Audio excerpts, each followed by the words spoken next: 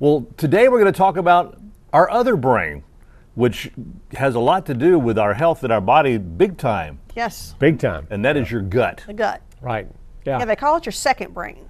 Yeah. And we've mentioned multiple times on this show that health starts with the digestive tract. And so it is really important to keep the digestive tract healthy. For one, it affects your brain a lot. Yeah, when I was in school, granted, rocks were still cooling off. It was a long time ago. But back then, we were told that, when you looked at serotonin, which is the happy chemical, so to speak, makes us feel good and so on. Well, that's a brain chemical. Most of it's made in the brain.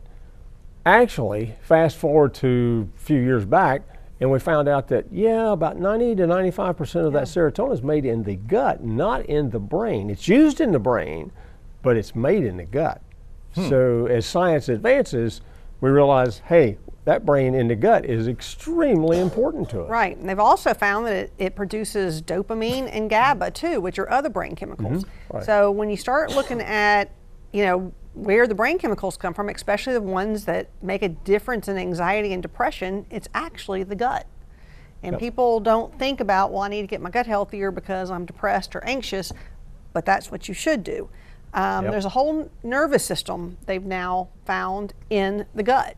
So it's not just people in nutrition saying this, it's actually the medical communities are looking into, oh gosh, so much is done in the gut. What can we do to help with other things? And like I said, like we say almost every show we talk about probiotics. Yeah. And probiotics play a huge role in that gut health.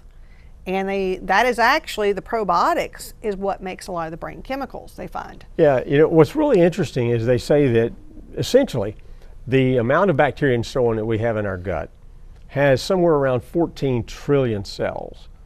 And our body, only has somewhere between 10 to 12 trillion on the outside. So we've actually got more of them than there is of us.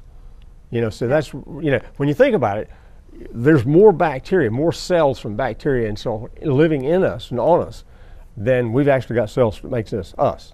That's kind of spooky, I guess. Right. Yeah, really, Like I said, really. and they're beneficial. Yeah. Beneficial bacteria. Most We of them actually have are. beneficial fungus. Now anything can get out of balance. And when you get out of balance, you can get a problem with things that should be there. There's actually parasites that everybody has. And if they get overgrown, it can cause a problem. So it's all about a balance and trying to keep that gut healthy and balanced. And unfortunately, we live in a world today that tries to kill off all of our good bacteria. It really does. From our water supply to the chemicals used for cleaning. Right. And all the antibiotic use. How long does it take the gut to recover without adding back probiotics? And they said in some cases up to a year or more, maybe even up to 2 years. And that's if you don't take another antibiotic.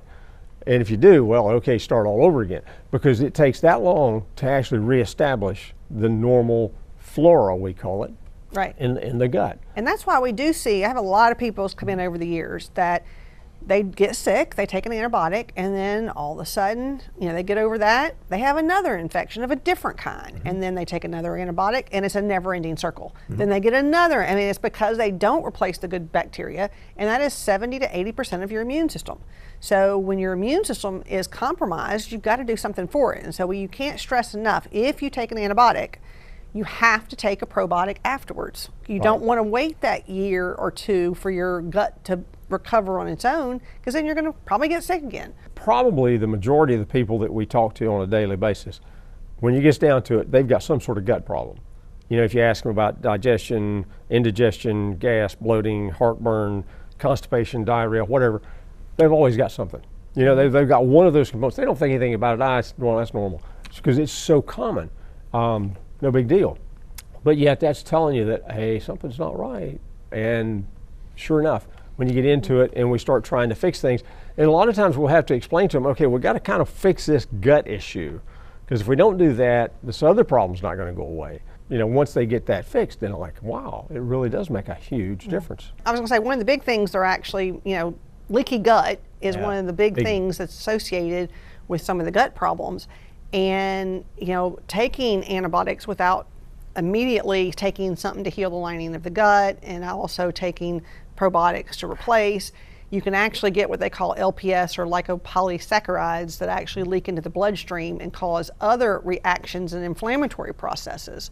So then it gets into some even immune, autoimmune. I mean, it affects everything. Like I said, your gut it definitely affects the brain, but it can also affect the immune system. Yeah, that leaky gut that she talks about, I mean, it's got to where it's so common. I mean, 10 years ago, yeah, it was kind of uncommon, really didn't hear that much about it. A few people would call and say, I've got a lot of these symptoms. I just read about this leaky gut thing. And sure enough, there was one or two tests at the time that you could kind of look for that lipopolysaccharide. Now we've got a lot more testing that we can do and show you exactly what's going on in that gut. And it'll show you that you've got these at LPS or lipopolysaccharide. And if it gets into the system, now we've got that chronic inflammation thing we've got to deal with. And that's not a good thing. And then the leaky gut is what is thought to probably cause a lot of the food allergies. Right. So when you get the food allergies, then aggravate the gut, and then it's a never-ending cycle. So it's like, and then one way to help leaky gut is to find out what your food allergies are, which is probably caused by the leaky gut in the first place. It really is a cycle. Vicious circle. That's why so many people say, I can't get rid of this, because sometimes it takes helping the gut, finding out your food allergies, then stopping those, changing the diet. It's a whole thing, and replacing your probiotics. So it can be a little bit more complicated because it all affects each other.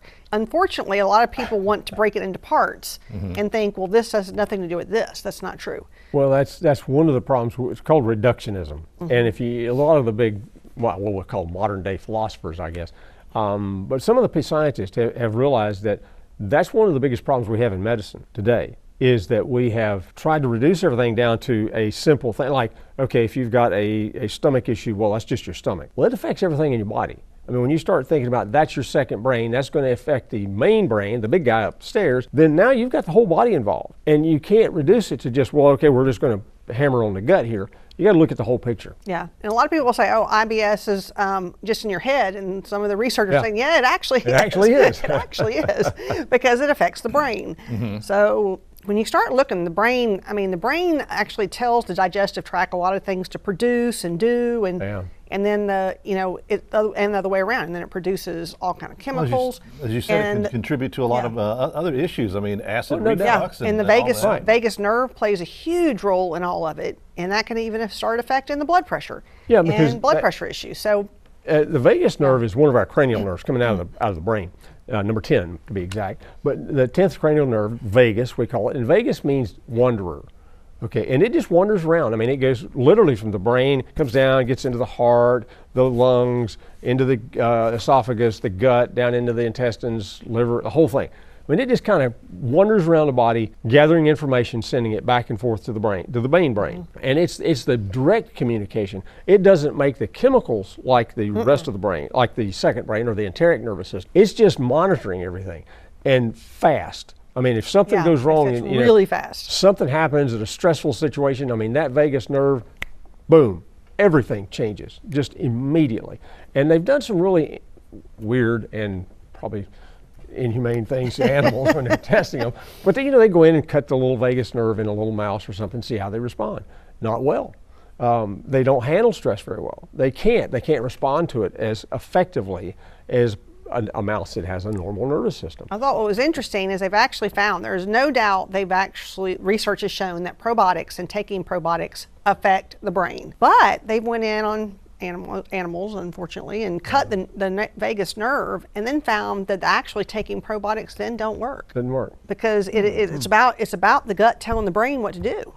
And so if the vagus nerve can't tell it what to do, it don't help a lot of the problems. So it's really interesting. Wow. Yeah, I mean, it kind of gets in depth. And there's still so much they're finding out. There's so much still unknown about the human body. There really is. Oh, I'm sure. You would think after all this time we would know, but we don't. We haven't scratched the surface, so to speak, yet. So we're just beginning to learn. It really is. It was really kind of fascinating, when you think about it. Wow. 20, 30 years ago, we didn't have there's a lot changed since we've started doing this. Because we've been doing this 27 years. Yeah. And a lot has changed from then. A lot has changed. Definitely. Yeah. Wow. All right. I'm Dr. Fox, and I want to thank you for watching this YouTube video. Be sure and hit that subscribe button, hit that little bell so you'll be notified on any upcoming videos that we have coming up. And thank you again for watching our YouTube videos.